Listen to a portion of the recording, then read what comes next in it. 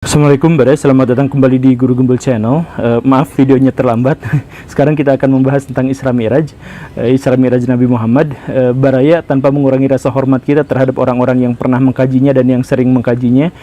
Sekarang kita akan membahas Isra Mi'raj dalam sudut pandang yang lain, dalam sisi yang lain yang mungkin jarang sekali atau bahkan tidak dibahas oleh kajian-kajian yang lain. Jadi kalau Baraya siap untuk menyimaknya, kalau Baraya siap untuk berbeda dengan yang lainnya, ayo kita mulai.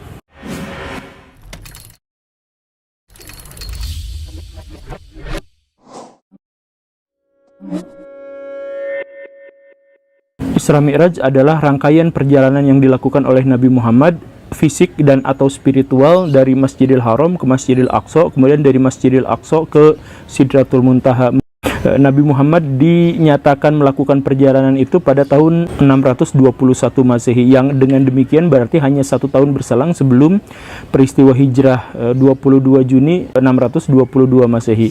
Nah, catatan-catatan tentang Isra Mi'raj ini terserak dalam banyak sekali laporan-laporan hadis Nabi dan lain sebagainya, termasuk juga ajaran-ajaran Nabi Muhammad. Tetapi garis besarnya sudah disebutkan di dalam Al-Quran, di surat Al-Isra, walaupun pendek tetapi memuat garis besar yang memadai. Meskipun begitu, para ulama bersikeras untuk memunculkan sebuah narasi yang lebih besar, yang lebih lebar dan lebih luas, yang menceritakan tentang Isra Mi'raj. Dan cerita-cerita yang kita pahami hari ini ternyata tidak mungkin bisa lengkap tanpa bantuan dari riwayat-riwayat palsu atau cerita-cerita yang bohong. Baraya tentu saja kita pahami bahwa di dalam Islam itu, hadis itu atau sumber-sumber yang dikaitkan dengan Nabi Muhammad itu terbagi, diklasifikasikan berdasarkan validitas dan keotentikannya. Ada hadis yang sudah diyakinkan sebagai hadis yang asli, ada juga yang diragukan, dan ada yang palsu sama sekali. Nah, cerita tentang Isra Mi'raj yang beredar di masyarakat itu adalah cerita Isra Mi'raj yang banyak sekali dibumbui oleh cerita-cerita palsu dan tambahan.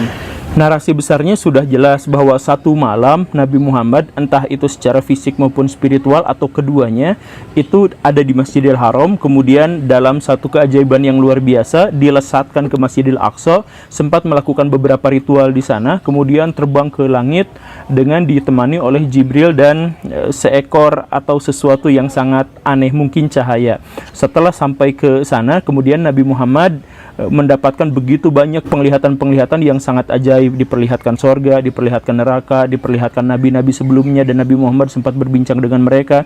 Kemudian diperlihatkan juga bentuk-bentuk malaikat dan sebagainya, sampai akhirnya dalam satu posisi tertentu Jibril yang selama ini menemani berhenti.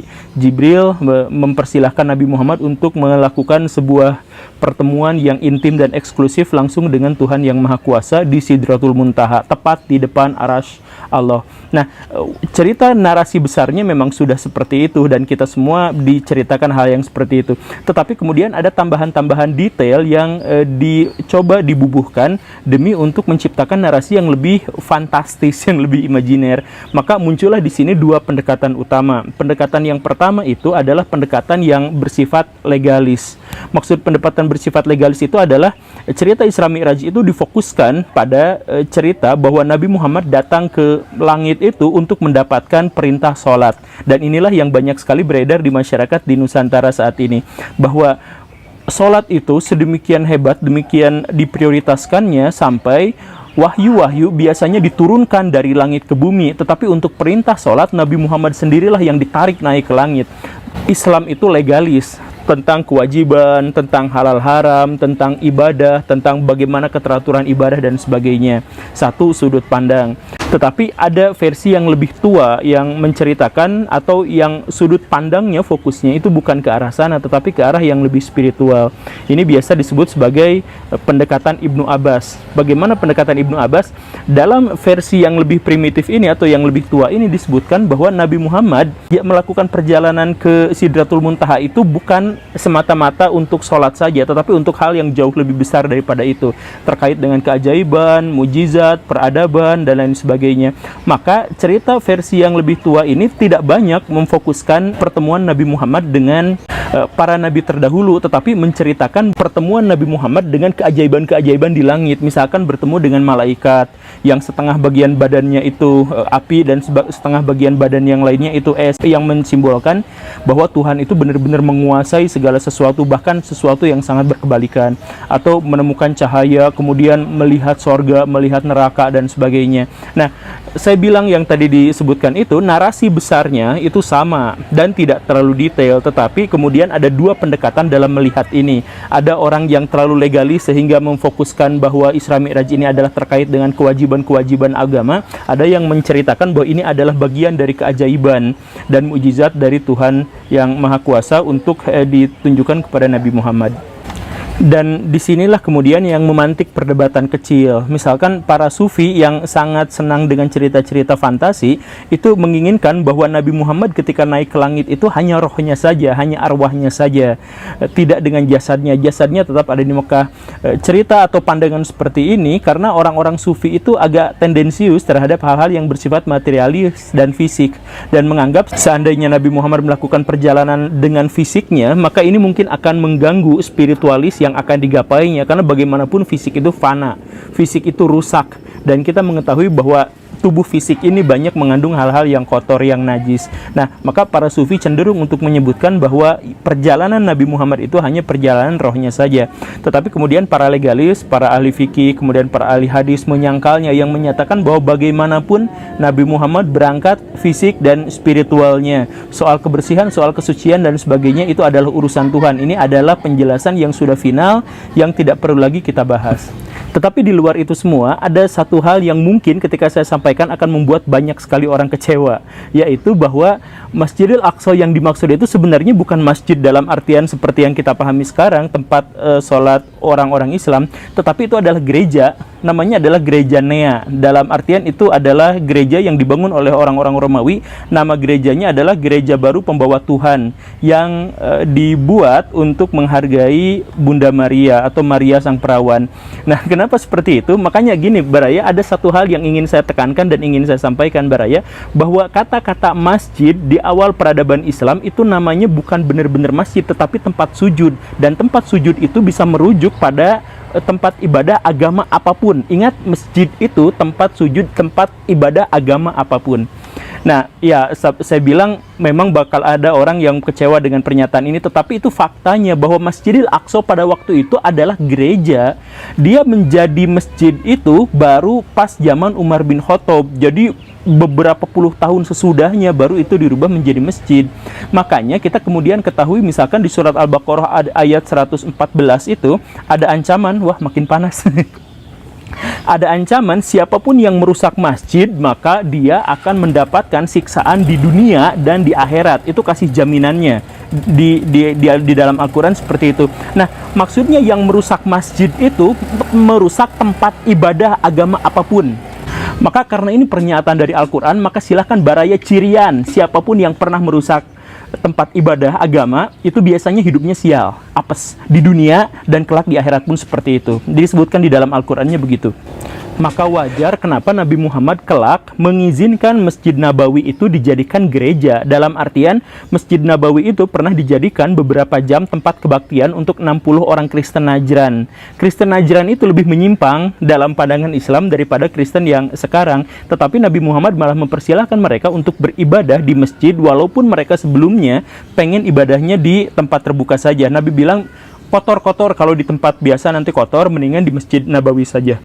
Jadi kalau ada orang-orang Islam yang toleran terhadap orang Kristen dan orang Yahudi, itu jangan dikatakan sebagai orang liberal. Pada dasarnya Nabi Muhammad sendiri melakukan hal yang seperti ini, menyebut bahwa tempat-tempat ibadah agama lain itu tidak boleh dirusak misalkan, atau bahkan Nabi Muhammad meminjamkan Masjid Nabawi, salah satu masjid paling suci umat Islam, untuk diserahkan sebagai tempat kebaktian orang Kristen. Dipinjamkan ya, walaupun beberapa jam. Begitu. Nah, tapi kemudian ada isu lain bahwa cerita Isra Mi'raj ini bukan asli dari Nabi Muhammad, tetapi merupakan gubahan dari cerita-cerita yang jauh lebih tua. Misalkan di kitab Henokh. Nah, kita pernah bahas kitab Henokh di episode yang ini. Di dalam kitab Henokh itu ada sebuah cerita, tapi latarnya atau tokoh utamanya itu adalah Abraham atau Ibrahim yang juga pernah ke langit, kemudian melakukan kontak dengan para malaikat dan Tuhan dan sebagainya. Nah, cerita ini diklaim sebagai cerita yang menginspirasi Nabi Muhammad, atau kalaupun tidak seperti itu, ada juga orang-orang yang mengkritik Islam yang menyebut bahwa cerita ini kemudian ditambahkan dengan cerita Isra Mi'raj Nabi Muhammad, sehingga cerita Isra Mi'raj Nabi Muhammad yang detail dan lengkap seperti yang kita kenal sekarang, yang saya sebut tadi bersumber dari hadis-hadis doif dan palsu, ada sebagian diantaranya itu juga didasarkan pada cerita-cerita Henokh. Terkait dengan teori itu, saya sih menganggapnya bahwa itu adalah teori yang tidak terlalu mendasar. Saya pribadi memang tidak terlalu suka dengan teori itu, dengan alasan bahwa ini terlalu cocokologi gitu. Ada terlalu banyak perbedaan antara cerita tentang Abraham di dalam kitab Henokh itu dengan Nabi Muhammad. Dan kalau dinyatakan bahwa di situ ada perjalanan yang sama, yaitu perjalanan ke langit, cerita tentang manusia yang melakukan perjalanan ke langit itu adalah cerita umum yang ada dan terjadi di hampir semua agama di seluruh dunia. Bahkan Sun Gokong pun pernah melakukan perjalanan ke langit gitu. Tapi ada detail-detail spiritual yang penting, yang semestinya itu yang disamakan, dicampur adukan itu, atau yang dikomparasikan itu. Bagi saya sih sejauh ini persamaan antara kitab Henokh dengan Al-Quran yang menceritakan tentang Isra Mi'raj itu adalah kesamaan-kesamaan yang umum, dan saya tidak terlalu peduli dengan itu. Yang justru saya pedulikan itu adalah kitab Ar-Dafiraf yang juga pernah saya sampaikan di episode ini. Di kitab itu penjelasannya detail, dan penjelasan pada detail-detail kecil itu sama juga dengan cerita tentang Isra Mi'raj, sehingga ada beberapa kritikus Islam yang menjelaskan bahwa cerita di dalam Al-Quran atau pengalaman yang disebutkan oleh Nabi Muhammad itu terinspirasi dari buku Ar-Dafiraf ini, yang buku ini ditulis jauh sebelum Nabi Muhammad lahir dan ditulis untuk keperluan atau untuk kepentingan tradisi-tradisi Zoroaster. Nah, tetapi sayangnya teori yang menyebutkan bahwa Ar-Dafiraf ini menginspirasi cerita tentang Isra Mi'raj ini kemudian terbantahkan dewasa ini dengan pernyataan para sarjana yang meneliti kebudayaan Persia kuno, yang menyebutkan bahwa semua teks-teks Ar-Dafiraf yang kita ketahui sekarang itu bukan berasal dari kebudayaan yang jauh sebelum Nabi Muhammad lahir, bukan kebudayaan Zoroaster awal, tetapi merupakan hasil gubahan orang-orang Persia pada abad ke-10 atau abad ke-11. Nah, kenapa bisa seperti itu? Baraya teks-teks kuno yang kemudian secara salah diartikan sebagai teks yang jauh lebih kuno itu sudah menjadi keumuman dalam masyarakat. Misalkan di Indonesia saja kita mengetahui serat Darmo Gandul atau serat Ramalan Jayabaya. Nah, kisah tentang Ramalan Jayabaya atau yang meramal itu sesungguhnya bukan benar-benar ditulis oleh Raja Jayabaya tahun 1000 Masehi, tetapi ditulis oleh Sunan Giri ketiga untuk kepentingan kerajaan Mataram. Jadi yang kita pahami sebagai kitab Ramalan Jayabaya itu adalah ramalan yang ditulis oleh Sunan Giri abad ke-16 atau abad ke-17 dan terus diperbaharui dari hari ke hari. Nah, pola seperti ini juga kita ketahui pada Ar-Dafiraf. Ar-Dafiraf itu yang pertama memang ditulis di zaman Zoroaster. Tetapi kitab yang tampil yang kita pahami sekarang itu adalah kitab yang muncul abad ke-10. Dan dengan demikian maka kebanyakan sarjana kemudian menyatakan bahwa justru Ar-Dafiraf lah yang terinspirasi dari teks Isra Mi'raj Nabi Muhammad. Kenapa bisa seperti itu? Atas pengaruh dari Ibnul Muqaffa. Jadi kita ketahui lah, jadi abad ke-8 itu Ibnul Muqaffa berusaha untuk menghubungkan kebudayaan Islam dengan kebudayaan Persia kuno dalam buku novelnya yang saya lupa lagi namanya. Tapi di situ sastra Persia dan sastra Arab itu bersatu padu di situ, dan penyatuan itu kemudian melahirkan teks-teks yang diklaim sebagai teks Zoroaster, padahal itu adalah gubahan oleh orang-orang Iran belakangan. Termasuk dalam hal ini adalah Ar-Dafiraf. Dan betapapun ada beberapa kontroversi-kontroversi kecil tentang siapa yang menginspirasi cerita Isra Mi'raj, pada faktanya cerita tentang Isra Mi'raj justru malah lebih banyak menginspirasi karya-karya dan folklore yang ada sesudahnya. Baraya mungkin tidak akan menduga betapa besar dan betapa luasnya cerita Isra Mi'raj ini diterima oleh dunia. Bahkan Baraya mungkin tidak akan menyangka bahwa misalkan game Devil May Cry si Dante Baraya tahulah ya game itu terinspirasi dari cerita Isra Mi'raj. Nah, bagaimana ceritanya kok bisa begitu? Begini ceritanya Baraya, seperti yang saya sampaikan tadi di awal, bahwa cara pandang tentang Isra Mi'raj itu orang-orang muslim terpecah menjadi dua untuk generasi awalnya itu. Yang pertama yang melihatnya dengan sudut pandang yang agak sufistik, yang titik tekannya itu adalah menceritakan tentang pertemuan Nabi Muhammad dengan sorga, dengan neraka, dengan malaikat dan sebagainya. Kemudian sudut pandang yang kedua yang legalis, yang menyebutkan bahwa Nabi Muhammad itu mendapatkan perintah sholat dan berbagai kewajiban halal haramnya di situ. Nah, untuk versi yang pertama itu, yang tadi sufistik itu sangat dikenal oleh dunia muslim sampai dituliskan berulang-ulang pada abad ke-10. Bahkan ada beberapa sufi yang demikian kurang ajar sampai menggambarkan Nabi Muhammad, wajah Nabi Muhammad dalam cerita-cerita di buku itu. Nah, karena cerita-cerita buku itu menjadi lebih fantastis, lebih imajiner, itu kemudian dibaca, menyebar ke Eropa dan dibaca oleh Dante Alighieri. Dante Alighieri betapa terkesima dengan cerita ini, kemudian memutuskan untuk membuat cerita tentang Isra Mi'raj dalam versi Kristen, yaitu kemudian memunculkan yang namanya Divine Comedy yang sangat terkenal itu. Divine Comedy kan terdiri atas 3 bagian, yaitu Purgatorio, Paradiso, dan Inferno. Purgatorio itu menceritakan tentang Nabi Muhammad yang disucikan sebelum melakukan perjalanan. Paradiso itu menceritakan gambaran surga yang dilihat oleh Nabi Muhammad. Kemudian Inferno itu adalah gambaran neraka dan sebagainya. Kemudian Jibril yang diceritakan menemani Nabi Muhammad menjadi pemandu wisata Nabi Muhammad itu di langit, itu digantikan oleh Dante dengan Virgil, seorang sastrawan dari Romawi. Ya begitu kurang lebihnya. Segala cerita tentang hal-hal yang detail itu sama persis. Nah, sayangnya dalam Divine Comedy itu disebutkan bahwa Nabi Muhammad itu ada di dalam neraka. Ya, tapi ini bukan menunjukkan bahwa Dante Alighieri itu jahat atau orang-orang Kristen di masa lalu itu jahat. Udah ngambil inspirasi dari sini tapi kemudian malah menjelek-jelekan, ya nggak seperti itu. Sebenarnya perlakuan orang-orang zaman dulu terhadap teks-teks kuno yang berasal dari kebudayaan yang lain emang pada umumnya seperti itu. Kita misalkan bisa mengetahui kasus yang sama di Indonesia, yaitu para wali. Para wali itu mendakwahkan Islam itu dengan Mahabharata, dengan Ramayana yang diceritakan dalam pewayangan. Mahabharata dan Ramayana itu kan pada dasarnya adalah milik Hindu, tetapi digunakan untuk menyebarkan agama Islam, dan di situ ada upaya para wali untuk menjauhkan masyarakat dari para Brahmana dengan menceritakan bahwa si penjahatnya itu bukan Sangkuni, tetapi Guru Drona. Drona itu kan Brahmana gitu. Nah, jadi cerita-cerita yang semacam ini maksudnya perlakuan umat zaman dulu dalam menerima dan kemudian memperlakukan kitab-kitab kuno itu dari kebudayaan yang lain, itu adalah cerita yang biasa. Makanya kita maklumi saja kalau Dante Alighieri walaupun terinspirasi dari cerita Isra Mi'raj, tapi kemudian menggambarkan bahwa Nabi Muhammad itu ada di dalam neraka gitu.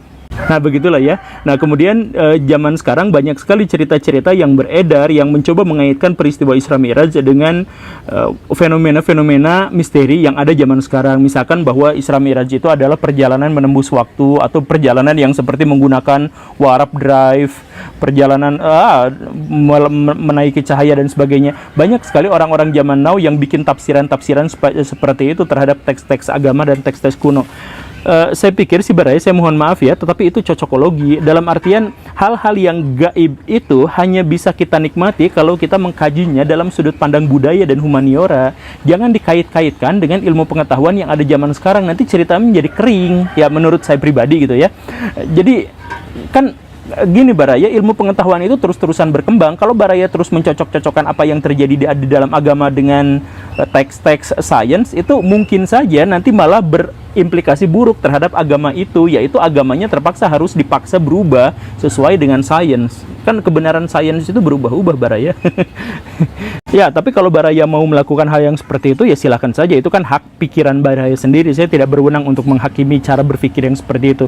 Cuman, mari kita lihat segala sesuatu dalam sudut pandang yang lebih enak dan elegan. Termasuk dalam hal ini melihat dalam sesuatu yang lebih luas dan variatif. Kan gak enak juga kalau misalkan kita melihat Isra Mi'raj, tapi hanya dalam satu sudut pandang saja gitu. Mungkin kita akan melupakan fakta-fakta yang sesungguhnya terjadi di situ. Tetapi saya pengen pengen sampaikan di akhir video ini Baraya bahwa dunia ini sangat indah, tetapi untuk kebanyakan orang yang berupa jelek dan berpikiran jelek, keindahan dunia ini akan membuat mereka iri. Maka banyak di antara mereka yang ketika melihat dunia, melihatnya dengan mata tertutup. Mereka takut membuka mata karena kejelekan dirinya sendiri itu ketika dibandingkan dengan keindahan alam yang luas malah membuat dirinya iri alih-alih mensyukuri. Begitu ya, semoga ini bisa dipahami. Terima kasih karena sudah menyimak. Saya Guru Gembul. Assalamualaikum warahmatullahi wabarakatuh.